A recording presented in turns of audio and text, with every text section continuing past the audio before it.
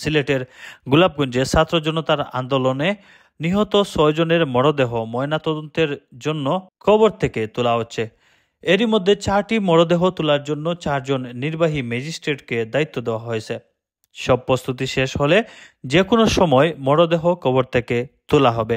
গোলাপগঞ্জ থানার ওসি মীর মোহাম্মদ আব্দুল নাসের বৃহস্পতিবার জানান, 4 জন ম্যাজিস্ট্রেটকে 4টি মরদেহ তোলার জন্য দায়িত্ব দেওয়া হয়েছে।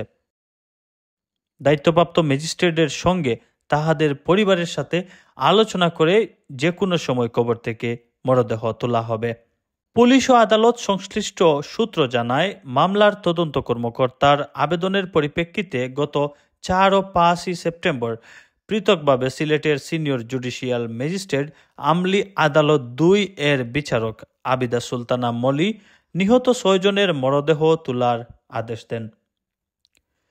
গত 4 আগস্ট শেখ হাসিনার সরকার পতনের আগের দিন গোলাপগঞ্জে ছাত্র আন্দোলনে গুলিতে নিহত হন উপজেলার নিশ্চিন্ত গ্রামের মৃত তৈয়ব আলীর ছেলে নাজমুল ইসলাম, দক্ষিণ রায়গড় গ্রামের মৃত সুরাই মিয়ার ছেলে হাসান আহমদ জয়, শিলঘাট গ্রামের কয়সর আহমেদের ছেলে সানি আহমদ, বারকুট গ্রামের মৃত মকবুল আলীর ছেলে তাজউদ্দিন, দোতরাইল বাসাবাড়ি এলাকার আলাই মিয়ার ছেলে মিনহাজ আহমদ ও ঘুষগাঁও ফুলবাড়ি গ্রামের মুবারক আলীর ছেলে গৌস উদ্দিন।